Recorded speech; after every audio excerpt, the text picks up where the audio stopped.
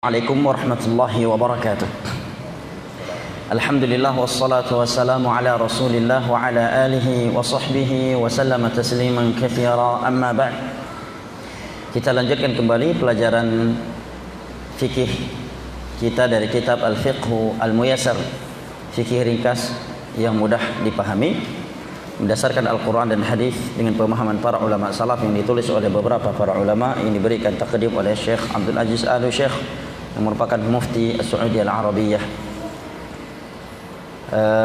Dan insyaallah pada pertemuan malam ini kita akan masuk kepada bab baru, yaitu Al-Babul Khamis, bab yang kelima, terkait fil wudu, seputar hukum atau hukum seputar wudu. Hukum seputar wudu. Hukum seputar wudu atau hukum seputar wudu atau seputar hukum wudu, sebutan yang tepat bahasa Indonesia ya. Hukum seputar wudu itu lebih tepat ya daripada seputar hukum wudu. Hukum seputar wudu. Baik. Jazakallahu khair. Wa fihi masail. Dalam bab yang kelima ini akan ada beberapa pembahasan. Yang pertama, ta'rifuhu wa hukmuhu, definisi dan hukum wudu. Kata penulis, al-wudu'u lughatan mushtaq min al-wada'ah wa hiya al-husnu wan nadhafatu. Kosakata wudu secara etimologi dia pecahan dari kata al-wada'ah yang bermakna al-husnu wan nadhafah, bagus dan bersih. Ya, keindahan atau kebersihan. Ambil sebuah kaidah di dalam setiap pembahasan ilmu agama, setiap kali ada definisi secara etimologi, kemudian disebutkan setelahnya definisi secara syar'i atau istilah, maka perhatikan, pasti ada sisi keterkaitan antara definisi etimologi dengan definisi secara istilah. Pasti ada keterkaitannya. Sebagai contoh misalkan riba. Riba secara etimologi bahasa orang Arab artinya an-nama, sesuatu yang berkembang. Kemudian setelah itu nanti disebut adapun definisi riba secara syar'i adalah demikian dan demikian. Ketika kita perhatikan, pasti di sana ada sisi keterkaitan antara definisi secara etimologi dengan definisi secara istilah atau syar'i. Contohnya di sini, wudu secara etimologi artinya keindahan atau kebersihan. Ada sisi keterkaitan dengan definisi agama? Ada. Karena Nabi menyatakan, "Inna ummati yud'auna yaumal qiyamah muhajjalina min athari al-wudu." Umatku pada hari kiamat dipanggil oleh Allah di padang mahsyar dalam keadaan mereka bercahaya, indah, dikarenakan bekas wudu. Berarti dari ini kita mengetahui sisi keterkaitan definisi wudu secara etimologi dengan definisi syar'i. Jelas ya? Adapun definisi wudu secara syar'i adalah isti'malul ma'i fil a'dha'il arba'ah, menggunakan air untuk 4 anggota tubuh, yaitu wajah, kedua tangan, ar-ra's, kepala, warijlan, dan kedua kaki, ala sifatin makhsusatin fi syara', dengan cara tertentu dan cara khusus dalam agama ini, ala wajhi ta'abbud lillahi ta'ala. Tujuannya adalah menegakkan ibadah kepada Allah Jalla wa'ala dengan itu. Hikmah dari itu apa? Membersihkan dan mengindahkan bagian tersebut. Berarti ada sisi keterkaitan antara wudu dan definisi wudu secara etimologi dengan definisi wudu secara istilah atau syar'i. Jadikan itu sebagai prinsip dalam belajar kitab-kitab agama ya. Setiap antum mendengar definisi suatu permasalahan secara etimologi, kemudian setelah itu disebutkan definisinya secara syar'i atau secara istilah, kalau itu pembahasan usul fiqh ya. Kalau diperhatikan antara dua definisi tersebut, pasti ada poin tengah yang mempertemukan antara dua definisi tersebut. Pasti ada sisi keterkaitan antara definisinya secara etimologi dengan definisinya yang secara istilah atau syar'i. Mungkin ada yang bertanya, apa perbedaan secara syar'i dengan secara istilah? Kan seringkali kita mendengar ini definisi ini secara istilah adalah ini, definisi ini secara syar'i adalah ini. Bedanya adalah kalau syar'an, definisi secara syar'i, dia memang adalah sebuah ibadah yang sudah ada pengertiannya secara agama dalam Al-Quran dan hadis, baik secara tersurat ataukah secara tersirat. Sedangkan kalimat istilah, definisi ini secara istilah maksudnya adalah, menurut istilah adalah mastalah alaihi ta'ifatun duna ukhra, suatu pengertian di kalangan tertentu dan tidak di kalangan yang lainnya. Maka kalau kita katakan definisi hadis, jangan kita katakan secara syar'i, tetapi secara istilah, karena itu pembahasan di kalangan tertentu, yaitu ulama hadis. Jelas ya? Thayyib. Demikian juga misalkan definisi kalimat usul. Secara istilah adalah ini, jangan dikatakan secara syar'i, karena itu pembahasan ya usul fiqh suatu kalangan tertentu, yaitu usuliyin, kalangan ahlul usul. Ya. Definisi hadis dhaif secara istilah adalah ini. Maka tidak tepat dikatakan definisi hadis dhaif secara syar'i, karena itu pembahasan di kalangan ulama hadis. Dari sini para ulama mengingatkan bahwa pembahasan-pembahasan yang berkaitan dengan agama dan sudah ada pengertiannya langsung secara dari sisi agama, baik secara tersurat ataukah tersirat, ketika diberikan definisinya maka tidak tepat disebut dengan istilah. Definisinya secara istilah enggak tepat. Contohnya salat. Salat adalah ibadah syar'i. Maka ketika diberikan definisi istilah, pertama dikatakan secara etimologi kata salat adalah demikian. Definisinya dalam pembahasan agama maka dikatakan definisi salat secara syar'i adalah ini. Tidak tepat dikatakan definisi salat secara istilah, karena salat bukan hanya untuk suatu kalangan, tidak untuk kalangan yang lainnya, tetapi untuk seluruh kaum muslimin dan dia pembahasan agama. Jelas ya? Maka Syekh Utsaimin sering ingatkan ini. Kalau ada orang yang menyatakan definisi iman secara istilah adalah ini dan ini keliru. Karena iman pembahasan agama, bukan hanya untuk suatu kalangan, tidak kalangan yang lain. Jelas ya? Makanya beliau di sini katakan wa syar'an. Karena ini pembahasan wudu, pembahasan yang umum untuk kaum muslimin secara keseluruhan. Beliau tidak menyatakan wastilahan. Bedanya dengan pembahasan mustalah hadis misalkan. Ta'riful mursal lughatan wastilahan. Nah, di situ enggak tepat kita katakan wa syar'an, karena itu bukan pembahasan syar'i yang sifatnya berlaku umum, tapi itu mimbabil mustalahat inda ta'ifah muayyanah duna ukhra. Ya, untuk suatu kalangan tertentu tidak selain mereka yaitu ahlul hadis. Jelas ya? Qala isti'malul ma'i fil a'dha'i. Secara syar'i wudu itu adalah menggunakan air untuk 4 anggota tubuh, yaitu wajah, kedua tangan, waras, kepala, dan kedua kaki. Ala sifatin makhsusatin fi syara', dengan cara yang khusus di dalam syar'i. Ala wajhi ta'abbud lillahi ta'ala, tujuannya adalah beribadah kepada Allah Jalla wa'ala.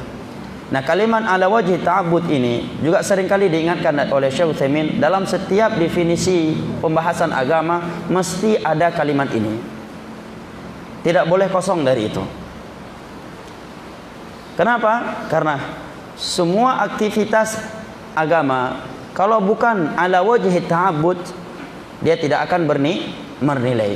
Misalkan seorang berwudu tujuannya bukan li ta'abbud lillah, maka tidak akan bernilai ibadah. Makanya seringkali beliau mengkritik beberapa definisi yang kosong dari ikatan ini, syarat ini. Ya, misalkan dalam definisi puasa, sebagian fuqaha ada yang menyebutkan adalah menahan diri dari semenjak terbitnya fajar shadiq dari hal-hal yang dapat membatalkan puasa atau mengurangi pahalanya hingga terbenam matahari. Tok sampai seperti itu. Maka beberapa fuqaha di antara Syekh Utsaimin mengkritik, ini masih kurang, mesti ada tambahan kalimat ala wajhi ta'abbud lillah, atau semana dengan itu dalam rangka beribadah kepada Allah. Karena itu pembahasan agama, maka mesti dilanjutkan dengan syarat li ta'abbud lillah atau ala wajhi ta'abbud lillah, dalam rangka beribadah Allah Jalla wa Ala. Baik.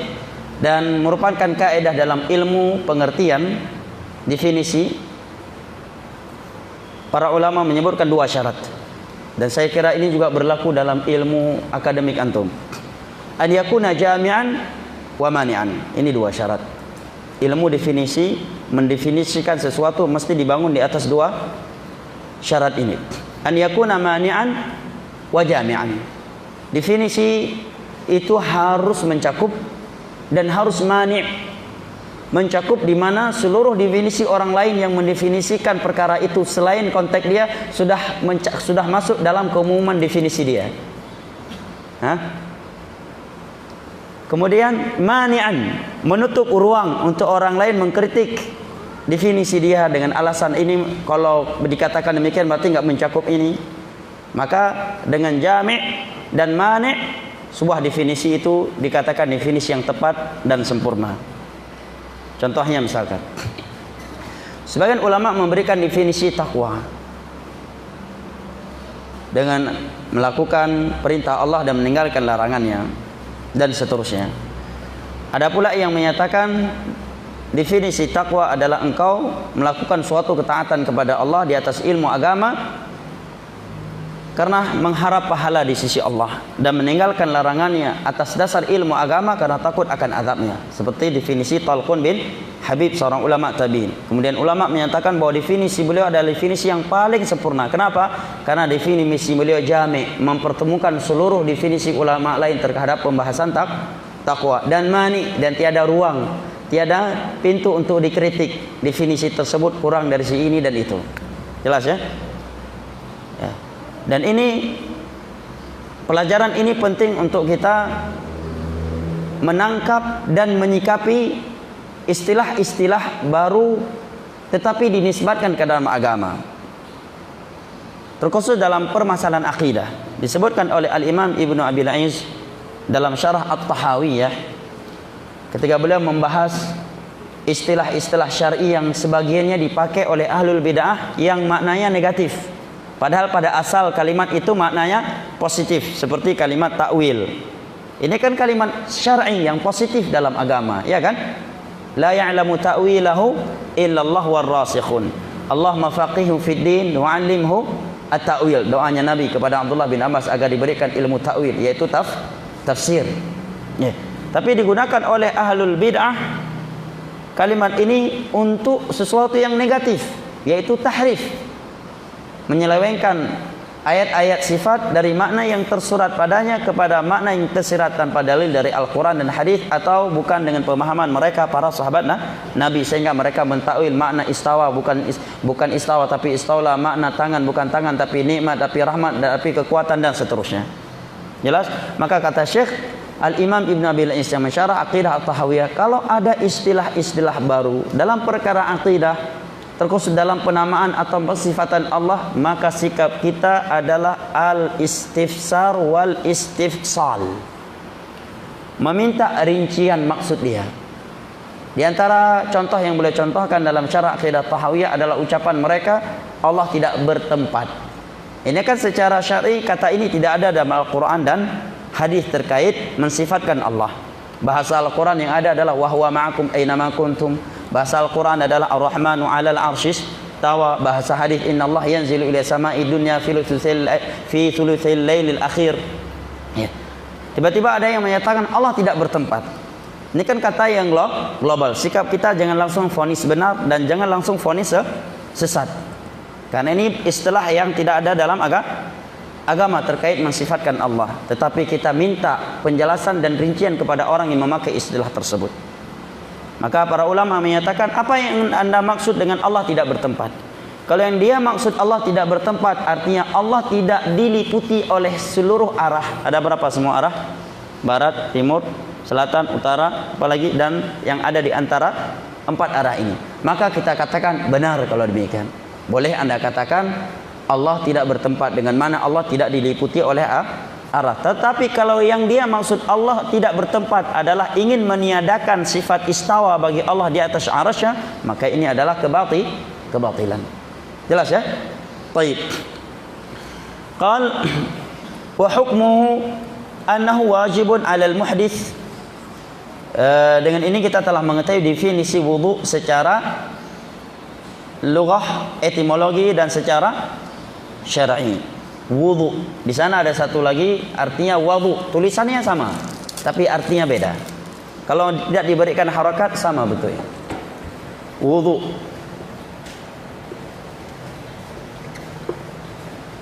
Ini bisa dibaca dengan dua bacaan. Yang pertama dibaca dengan dhammah, wudu. Kedua bisa dibaca dengan fathah, al-wadu'u. Ya. Kata Bang Mopon pakai papan tulis sesekali biar lebih jelas. Ya. Wudu artinya perbuatan.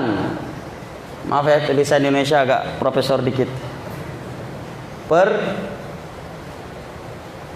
Perbuatan kita dari mulai mencuci kedua telapak tangan dan semisal itu namanya wudu. Air yang disiapkan untuk berwudu itu disebut dengan wudu. Air untuk berwudu. Apa?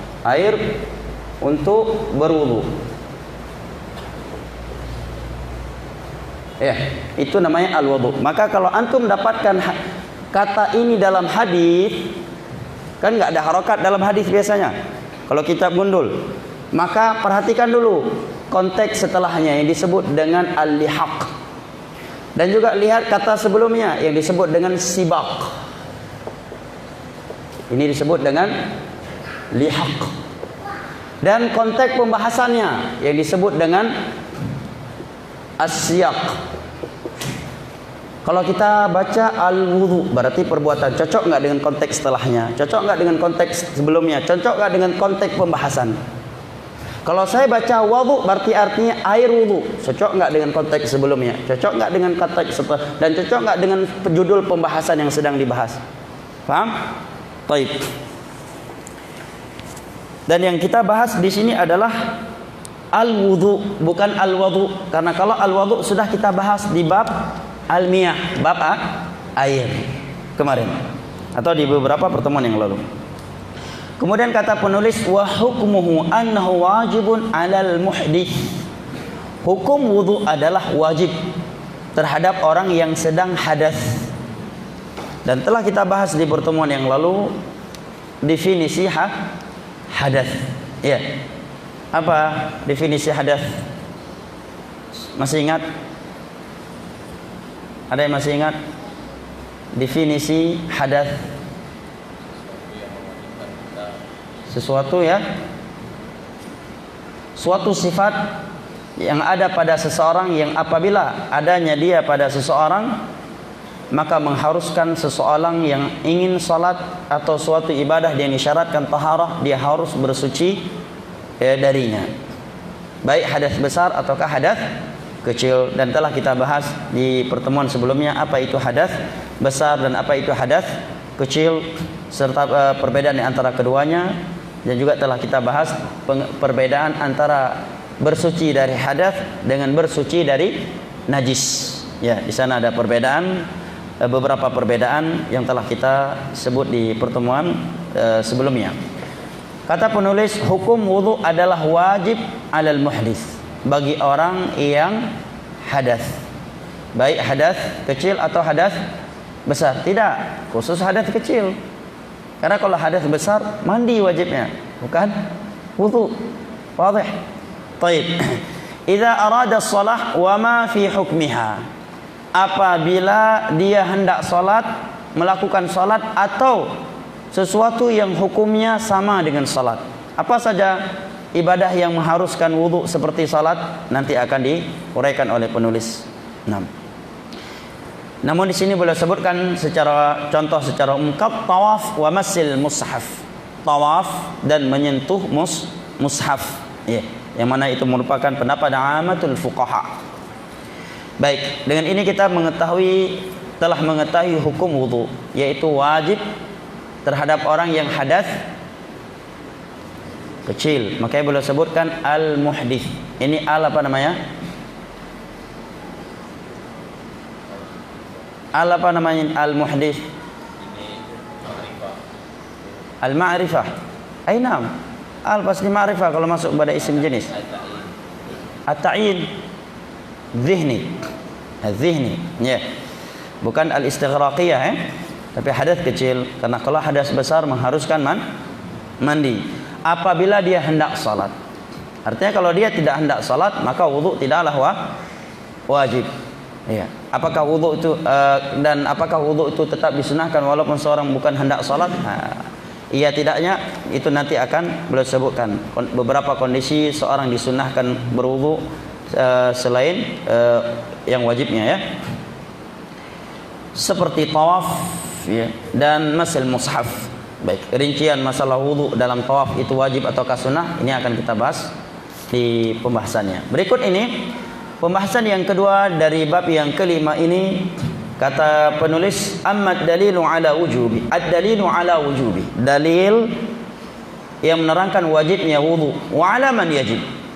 Yang menerangkan wudu itu wajib kepada siapa, wa mata yajib, dan kapan diwajibkan, adalah ayat dan hadis berikut ini. Coba perhatikan bagaimana ilmiah pendidikan ulama ahlus sunnati wal jamaah. Tidaklah mereka menyebutkan suatu kaidah melainkan bersama dalilnya. Ya kan? Hampir tidak kita dapatkan dalam kitab-kitab para ulama ahlus sunnah ketika menerangkan suatu hukum agama tanpa ada dalil. Nih, ini demikian dalil, ini demikian dalil, ini demikian dalil. Tatkala mereka membahas masalah agama. Dan coba perhatikan setiap istilah yang mereka gunakan terkait pembahasan agama, selalu istilah tersebut adalah istilah yang terpakai dalam Al-Quran dan hadis.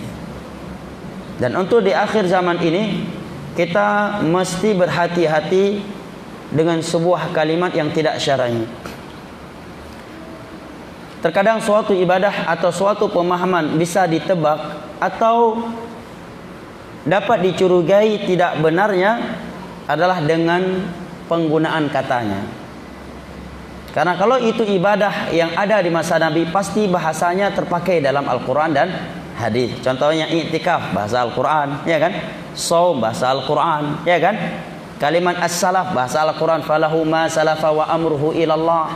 Hadis Nabi, ni'mas salaf ana laki. Bahasa apa lagi? Umrah, bahasa Al-Quran. Haji, bahasa Al-Quran. Salat, bahasa Al-Quran, ya kan? Dan juga pembahasan-pembahasan akidah yang lainnya. Nah, tatkala ada orang yang membuat suatu metode ibadah, dia berikan dengan istilah apalah, tasta titik-titik lah, atau apalah, titik-titik, dan seterusnya. Dari situ kita sudah mulai menanyakan, ini ajaran apa? Andai kata itu ajaran Islam, kenapa istilahnya tidak menggunakan istilah yang sudah ada dalam Al-Quran dan hadis saja? Kenapa justru bahasanya tidak dikenal kecuali oleh orang-orang yang ikut dalam aliran itu, dan orang lain tidak mengerti hal itu kecuali setelah mendapatkan dari mereka? Sedangkan ibadah agama itu akan dia dapatkan dari agama, tidak hanya dari orang tertentu. Ada orang yang menanyakan apa itu as-salaf, apa itu puasa. Enggak mesti kepada suatu pengajian, tapi semua orang yang membahas tentang puasa bisa memberikan pengertian metode tersebut. Tapi apabila ada suatu ritual ibadah, metode beribadah, istilah itu dibuat oleh mereka dan hanya mereka memahaminya, atau orang lain tidak akan memahaminya kecuali setelah mereka menerangkannya, itu sudah bukti itu ibadah yang baru. Andai kata itu ibadah ada di masa Nabi, pasti istilah penggunaannya sudah ada di masa itu. Jelas ya? Taib. Amma dalilu ala wujubih.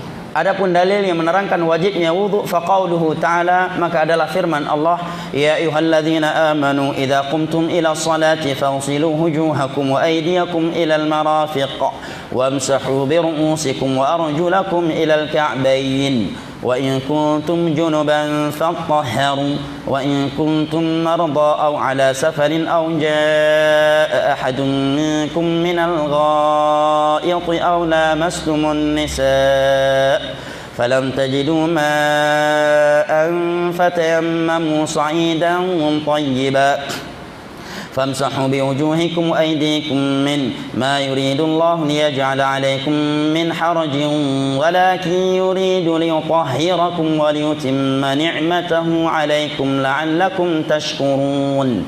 Al-Maidah ayat ke-6. Di sini Allah menyatakan, wahai sekalian orang-orang yang beriman. apabila kalian berdiri untuk salat, faghsilu wujuhakum, maka cucilah wajah kalian. Ini yang pertama kali. Ini yang wajib ya, hal-hal yang wajib. Adapun mencuci kedua telapak tangan nanti akan dibahas hukumnya sunnah sebelum cuci wajah, karena tidak ada perintah dalam Al-Quran melainkan perbuatan dari Nabi SAW. Hukumnya sunnah, tidak wajib. Ayat ini merupakan ayat inti atau dalil inti yang menerangkan anggota tubuh yang wajib untuk dicuci atau dibasuh ketika wudu. Selain yang disebutkan dalam ayat ini hukumnya sunnah. Jelas? Ini kaedahnya kata para fuqaha. Yang pertama kata Allah, maka cucilah wajah kalian. Wa aydiyakum ilal marafiq. Cucilah kedua tangan kalian sampai ke siku. Wamsahu bi ru'usikum. Ada yang menyatakan, kenapa mencuci itu tangan dari telapak tangan ke siku, bukan dari siku ke ujung tangan? Hikmahnya adalah agar ketika air wudu yang kita gunakan untuk mencuci tangan tersebut berakhir di ujung siku, bukan di telapak tangan, karena telapak tangan untuk makan dan minum. Kita katakan ini membutuhkan ucapan para ulama dalam hal seperti itu.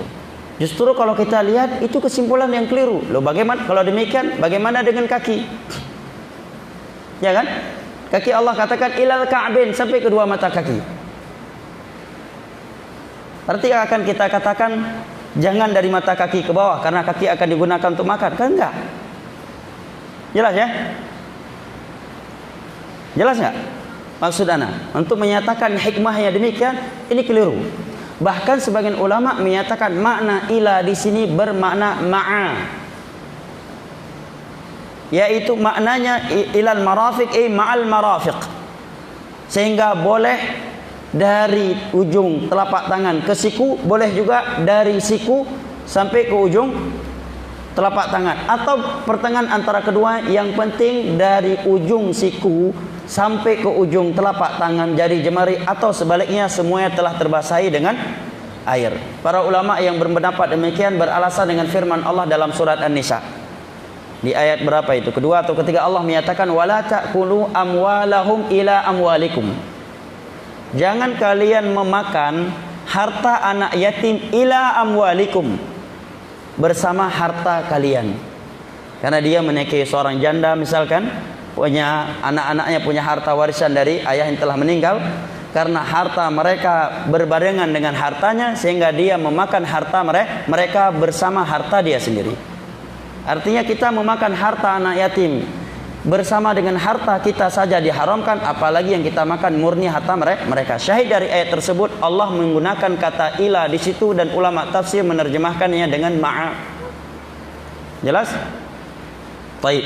Oleh karenanya pendapat yang kuat bahwa berwudu sampai ke siku, ya, maka maknanya adalah boleh dari siku ke bawah atau dari bawah ke atas. Yang penting dari ujung jari sampai ujung siku atau sebaliknya semuanya telah terbasahi atau tercuci dengan air yang digunakan untuk berwudu. Nah, wamsahu bi ru'usikum, basuhlah kepala kalian, wa arjulakum ilal ka'bain, dan kedua kaki kalian sampai ke mata kaki.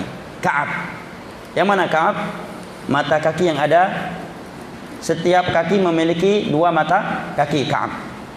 Ya, ini namanya ka'ab. Baik.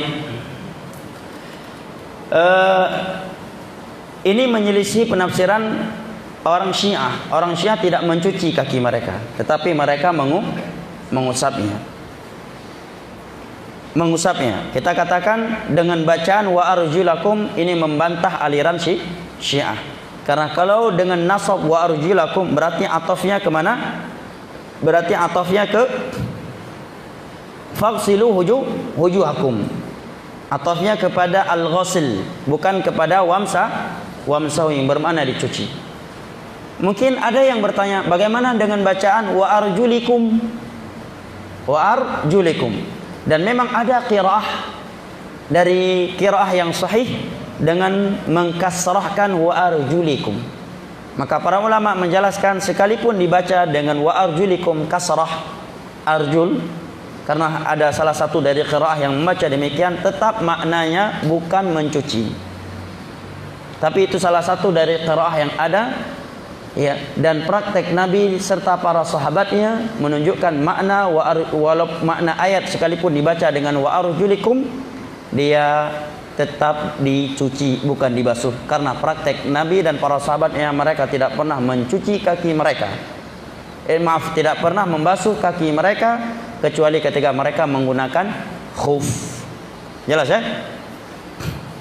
Kalau Syiah mereka membaca wa arjulikum bukan karena itu qiraah semata-mata qiraah yang warid.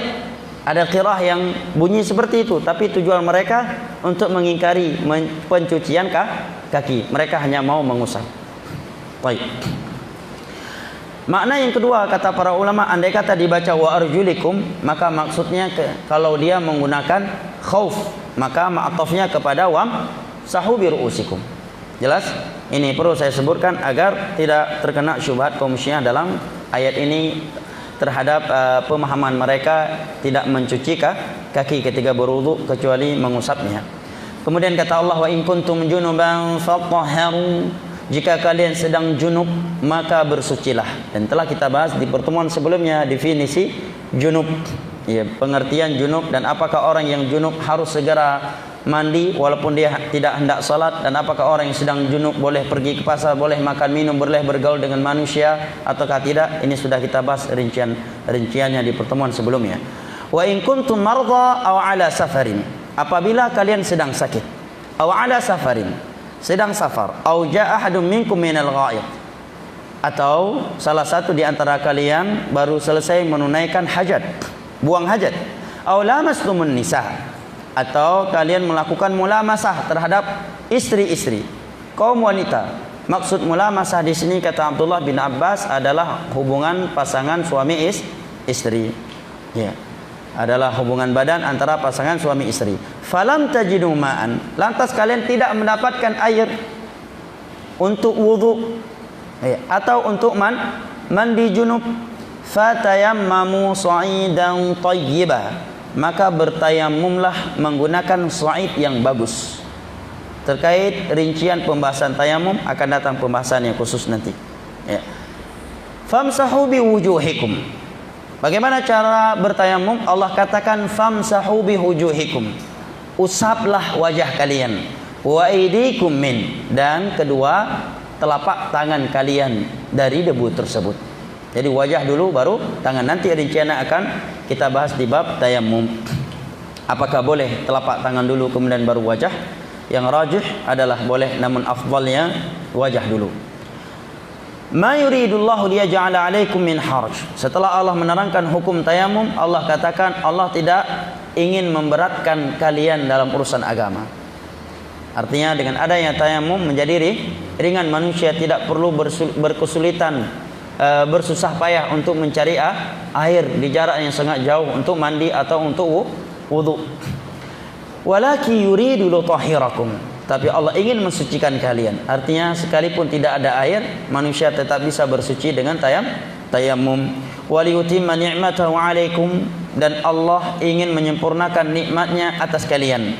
La'allakum tashkurun, agar kalian bersyukur kepada Allah. Al-Maidah ayat ke-6. Dan telah pernah saya sebutkan faedah dari Syekh Utsaimin bahwa la'alla yang ada dalam Al-Quran datang dari Allah tidak boleh diterjemahkan dengan ta'alil, ya, yang berarti semoga atau mudah-mudahan, tapi diterjemahkan dengan ta'alil, agar, supaya. Dan sisi kekeliruan menerjemahkan la'alla dengan taraji, berharap, mudah-mudahan, telah saya sebutkan di pertemuan-pertemuan sebelumnya. Wa qauluhu sallallahu alaihi wasallam, dalil berikutnya yang menerangkan wajibnya wudu dan kapan wudu itu wajib dan kepada siapa adalah sabda Nabi sallallahu alaihi wasallam, la yaqbalullah salatan bighairi tahur wala sadaqatan min ghulul. Allah tidak akan menerima suatu salat tanpa taharah, baik dari hadas kecil besar ataukah dari najasah. Wala sadaqatan min ghulul, dan Allah tidak akan menerima sedekah dari harta ghulul. Ghulul definisi as-saraqatu min amwalil ghanimah wa ghairiha. Pencurian, pengambilan harta ghanimah sebelum dibagi-bagikan, harta hasil perang atau selainnya. Asal penggunaan ghulul adalah kepada harta ghanimah yang diambil oleh salah satu dari mujahidin sebelum pembagian. Dan juga secara umum ghulul disebutkan dengan makna mengambil harta yang dia berada di bagian itu tetapi dengan cara yang tidak dibenarkan oleh syar'i. Ya, korupsi disebut dengan ghulul. Ya, atau mengambil fee yang dia sudah ada tunjangan dan gaji khusus oleh pemerintah dalam sebuah pekerjaan yang dia digaji dan diberikan tunjangan karena pekerjaan tersebut. Ini juga disebut dengan ghulul. Hadis ini diriwayatkan oleh Imam Muslim pada nomor 224. Wa qauluhu sallallahu alaihi wasallam. Dalil berikutnya adalah sabda Nabi sallallahu alaihi wasallam, la yaqbalullah salata man ahdath. Salat mudhaf, man ahdath jumlah fi'liyah atau jumlah ismiyah fi mahalli jarrin mudhaf ilaih. Man ahdatha hatta yatawadda. Allah tidak akan menerima salat seorang yang sedang hadas sampai dia berwudu. Hadis riwayat Imam Muslim dari Abu Hurairah radhiyallahu anhu. Dalam lafaz lain, la yaqbalullah salata ahadikum idza ahdatha hatta yatawadda. Allah tidak menerima salat salah satu di antara kalian sampai dia berwudu.